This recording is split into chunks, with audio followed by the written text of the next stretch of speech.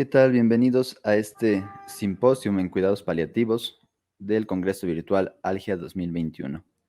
Soy el doctor Jorge Uriel Baez Baez y en este pequeño simposio les hablaré acerca de los cuidados paliativos en el domicilio, específicamente en este módulo, los retos que enfrenta el médico de primer contacto, es decir, a qué nos enfrentamos nosotros los que no somos paliativistas, los que no estamos especializados en esta rama, pero que dada esta demanda de los cuidados paliativos que surge en la actualidad, nos vemos in- dentro de este sector, nos vemos involucrados para participar en los cuidados paliativos de nuestros pacientes.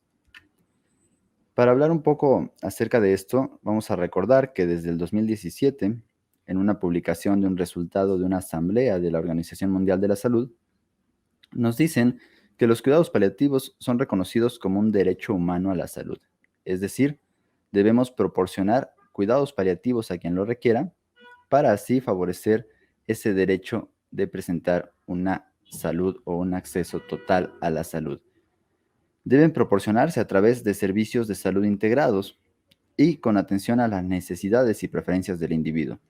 Entonces, si nosotros hacemos este pequeño resumen acerca de lo que declaró la Organización Mundial de la Salud hace algunos años, pues nos damos cuenta que ellos nos están invitando a todos los países miembros a proporcionar cuidados paliativos a todo aquel paciente que así los requiera. Pero también debemos considerar que si nosotros no los damos, si nosotros no estamos proporcionando estos servicios en nuestras instituciones, entonces estamos cometiendo una violación al derecho humano, que es el derecho a la salud. Y algo súper importante, la Organización Mundial de la Salud nos dice, con atención a las necesidades y preferencias del individuo. Recordemos que nuestros pacientes van a ser muy distintos, van a tener creencias diferentes, religiones diferentes, preferencias distintas y nosotros debemos respetarlas durante nuestra atención médica. Otra cosa importante también, específicamente de nuestro país, es que en el 2009 se publicó una reforma a la Ley General de Salud, específicamente a su artículo 184. En esa reforma se adiciona un artículo que es el 166, que contiene la ley en materia de cuidados paliativos.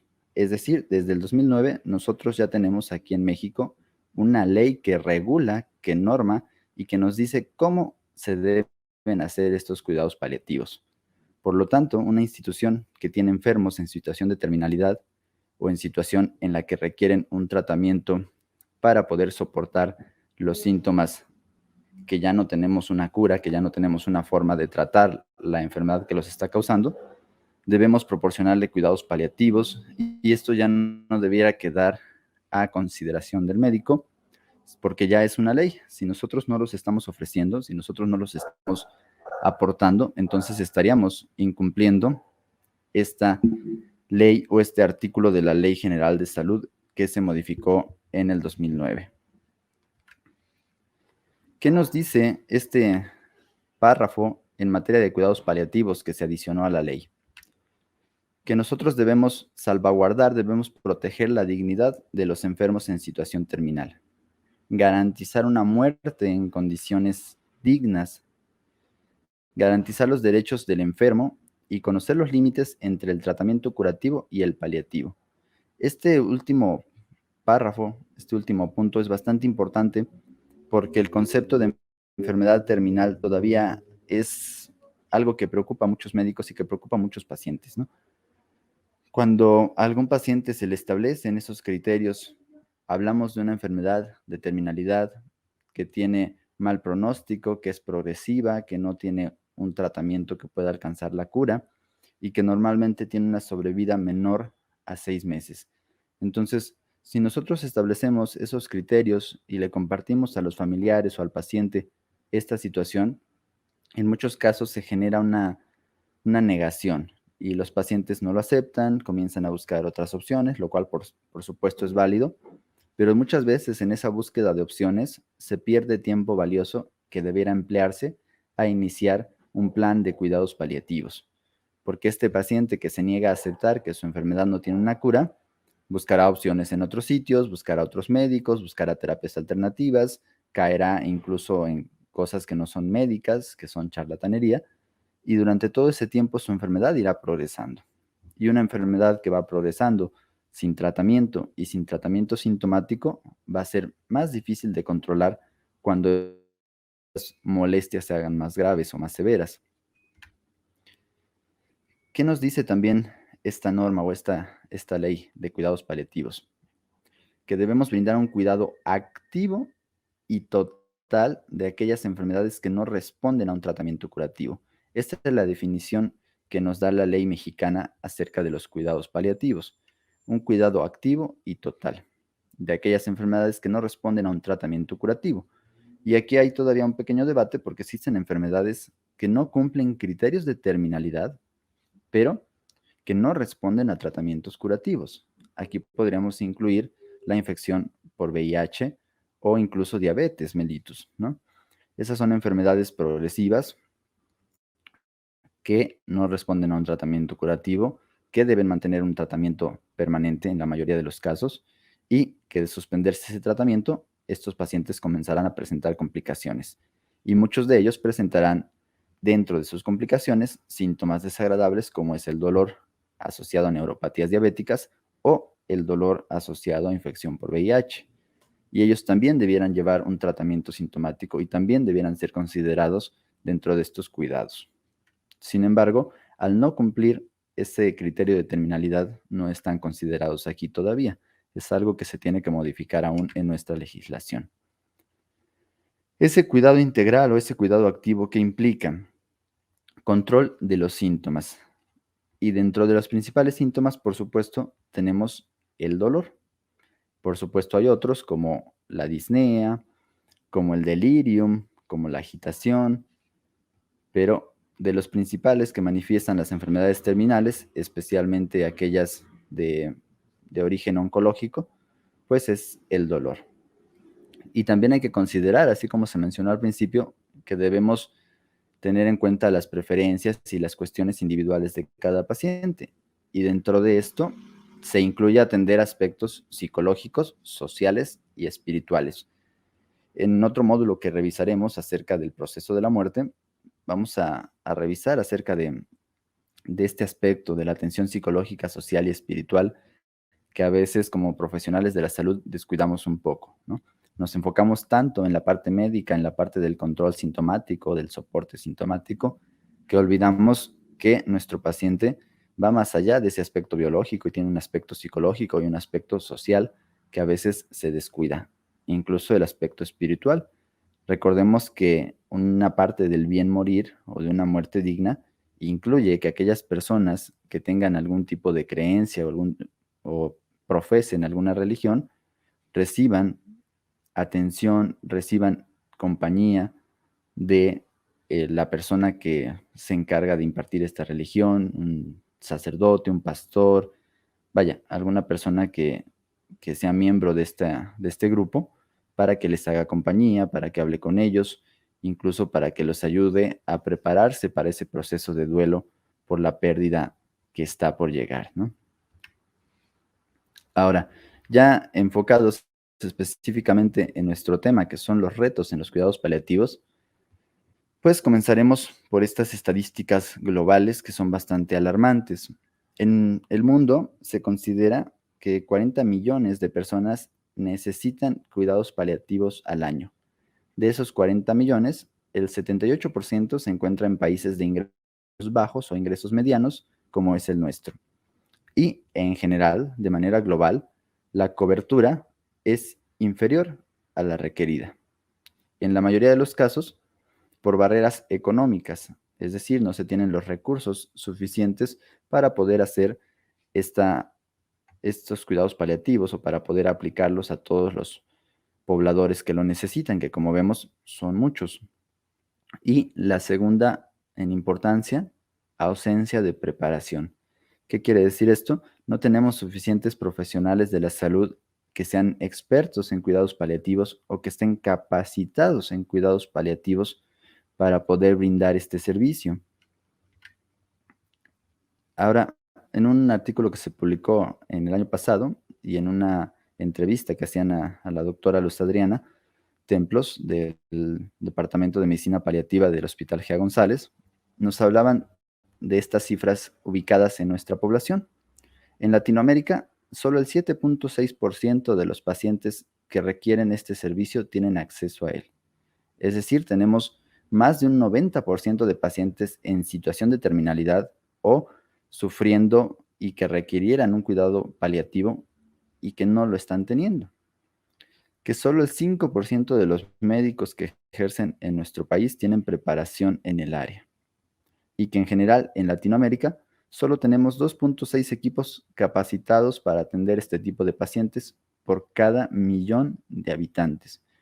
Estamos muy por abajo de las metas a alcanzar para lograr una cobertura eficiente.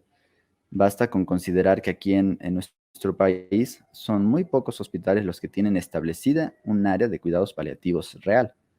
Hay quienes tienen una clínica de dolor, por ejemplo, ¿no?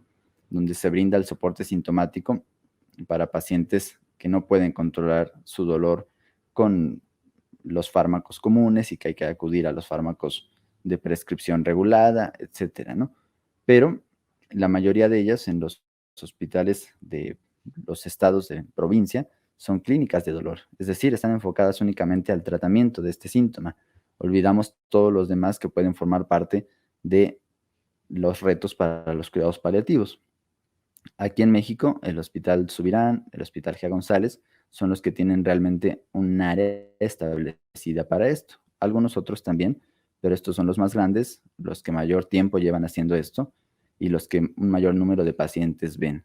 Aún así, pues están concentrados en esta ciudad, la Ciudad de México, y dejamos atrás o dejamos a un lado la periferia de nuestro país. ¿A qué otras cosas nos enfrentamos cuando queremos hablar de cuidados paliativos? Que nuestras universidades incluyen pocas horas al aprendizaje de este tema. La mayoría de los planes de estudio en medicina en nuestras universidades no incluyen o no incluían hasta hace unos años como materia o como asignatura los cuidados paliativos. Eran o una optativa que tú elegías o no tomar, o bien eran rama del tratamiento del dolor, de farmacología o de alguna otra materia, pero no una asignatura establecida. ¿Por qué sigue existiendo todavía un temor cultural para hablar de esto? Y desconocemos el manejo y el acompañamiento de los pacientes en situación de terminalidad. Entonces, si nosotros nos estamos formando en nuestras universidades sin el conocimiento en cuidados paliativos, pues vamos a tener desconocimiento, no vamos a saber clasificar a un paciente que ya los requiere, no sabemos cuáles son los principales síntomas a los que nos vamos a enfrentar y menos aún sabemos cuáles son los tratamientos que estos síntomas van a necesitar.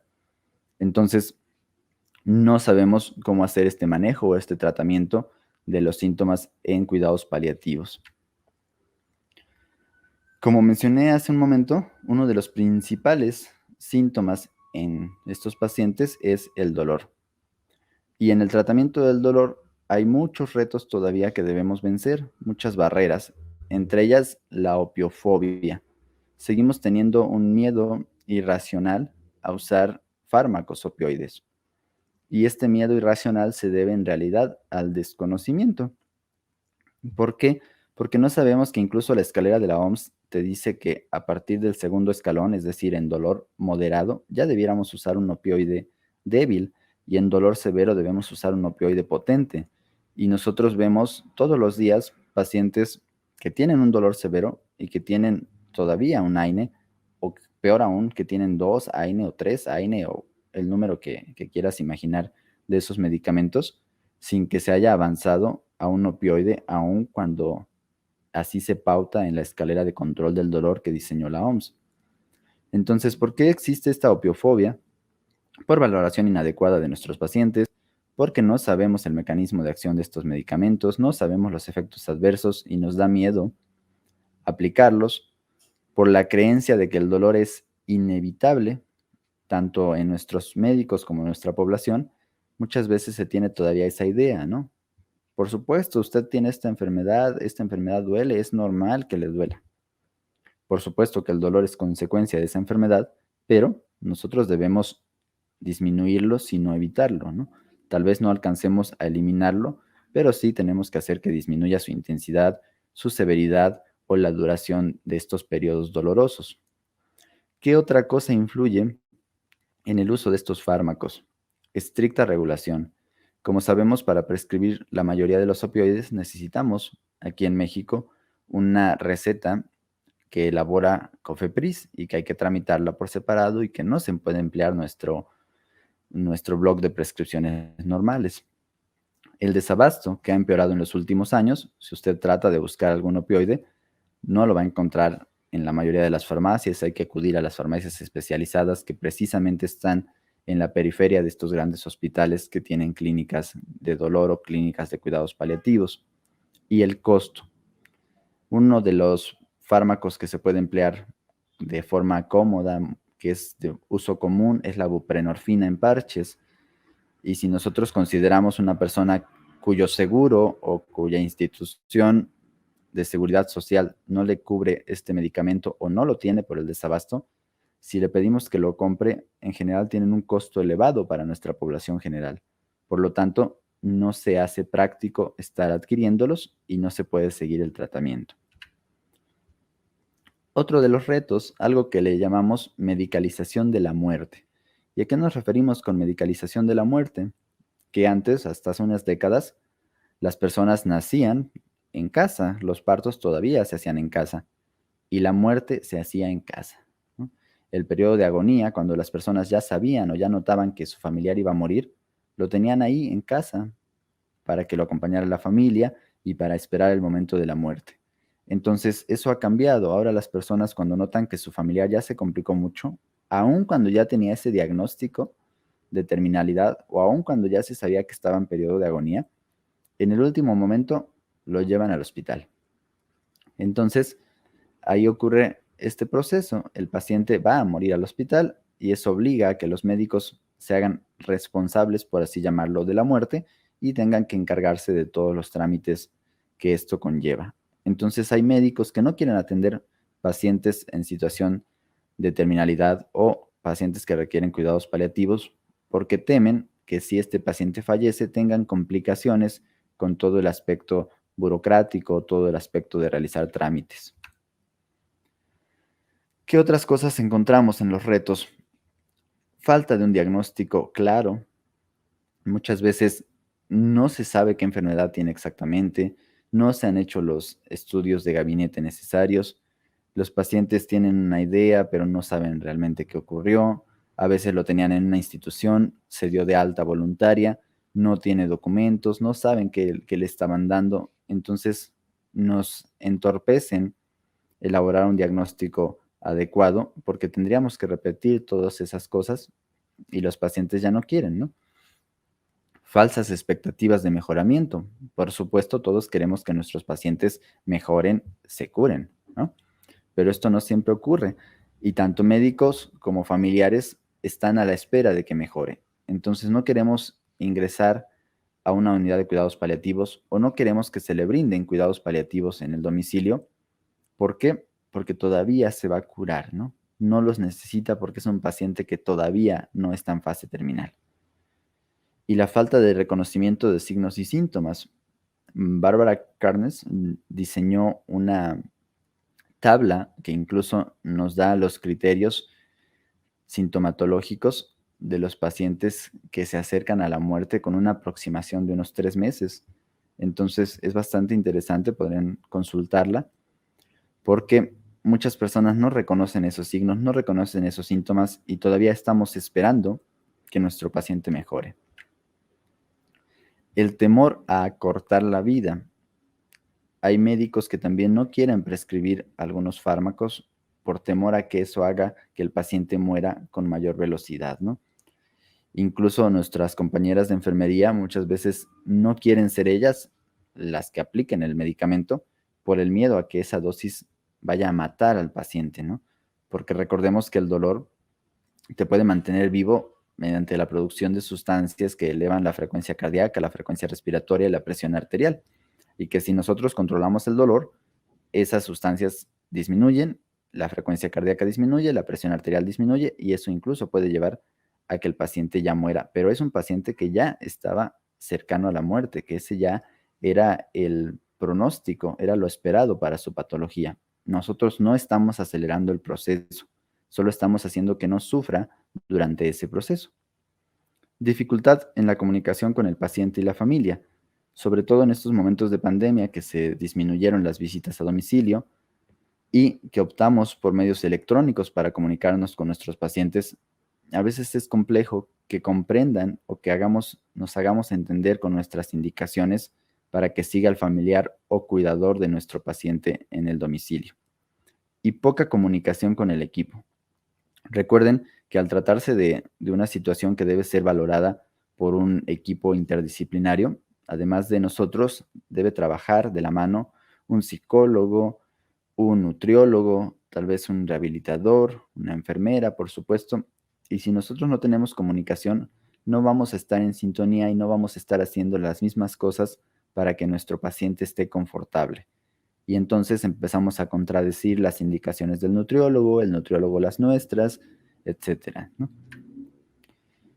Un cuidador no capacitado. Nosotros como médicos de primer contacto podemos establecer las recomendaciones, pero difícilmente vamos a estar mucho tiempo con el paciente en su domicilio. Para ello requiere un cuidador, ya sea un familiar o algún profesional del área, ¿no? Si el cuidador no está capacitado, no va a poder seguir nuestras indicaciones como se debe. Falta de equipo, de insumos o medicamentos. Dentro de los criterios para enviar a un paciente a domicilio a recibir los cuidados paliativos en su casa es que cuente con el equipo que se emplearía también en el hospital. Entonces, esto que observan aquí en la imagen es una colocación de un catéter subcutáneo, que es una vía muy útil en este grupo de pacientes porque es poco invasiva, es menos molesta que una venoclisis, es más fácil de colocar que esta, requiere menos cuidados que la venoclisis y nos permite pasar soluciones y pasar medicamentos. Pero si el paciente no tiene los recursos para adquirir estos insumos, entonces no podemos tenerlo en su domicilio. El empleo incorrecto de las vías de administración. Como les decía, la vía subcutánea es una de las preferidas si ya perdimos o tenemos dificultades con la vía oral. Y aún así, muchos pacientes y muchos compañeros y muchas enfermeras siguen prefiriendo la vía intramuscular, ¿no? La cual genera dolor y además es errática, no nos da una garantía de la absorción. ¿A qué otra cosa nos enfrentamos? A la alimentación y la hidratación. Llegará un momento en que estos pacientes deba suspenderse esta alimentación e incluso después debe suspenderse la hidratación. A veces se necesitan vías alternativas, como puede ser una sonda orogástrica o una sonda nasogástrica, pero debemos comprender que en estos pacientes que ya tienen un criterio, un mal pronóstico a corto plazo, debemos evitar aquellas vías invasivas, incluyendo la sonda nasogástrica. Y peor todavía, una gastrostomía, por ejemplo, ¿no? Eso implica hospitalización, implica una intervención quirúrgica, implica dolor, implica complicaciones, ¿no? Y no nos va a dar beneficios a largo plazo porque el paciente ya no tiene ese periodo de sobrevida. En conclusión, nosotros debemos ser capaces de hacer una identificación temprana de los pacientes que requieren cuidados paliativos, hacer prescripciones farmacológicas y no farmacológicas oportunas, estar evaluando constantemente a nuestro paciente para reorientar los objetivos cuando así se requiera, establecer un plan de atención en comunicación con nuestro equipo clínico, hacer equipos de atención, preparar al paciente y a los familiares para el proceso de la muerte y acompañar en la elaboración del duelo, porque es otra cosa que también olvidamos, ¿no? Tenemos un paciente, este paciente fallece, nos lo comunica el familiar y pues para nosotros es, pues, bueno, lo sentimos y ya, ¿no? Y debemos ser parte también de esa elaboración del duelo, sino nosotros en la compañía de ese equipo que estamos formando con psicólogos o con otros profesionales del área de la salud. Hay que comprender que las dificultades están unidas a la relación con las familias. Muchas ocasiones tenemos un hijo, dos hijos, tres hijos, y cuando nosotros damos una sugerencia, un hijo dice sí, otro hijo dice no, y entonces la toma de decisiones se hace muy complicada. Debemos mantener una estrecha coordinación con otros profesionales del área de la salud. En caso de que no existan los recursos para el domicilio, pues debemos continuar entonces la terapia dentro del hospital y procurar, como estamos haciendo con este congreso virtual, que se dé mayor importancia a la formación específica en el área. Si quieren leer un poquito más sobre el tema, estas son las referencias y esto sería todo de este primer módulo de cuidados paliativos domiciliarios del Centro Algía para Educación en Salud 2021. Muchas gracias.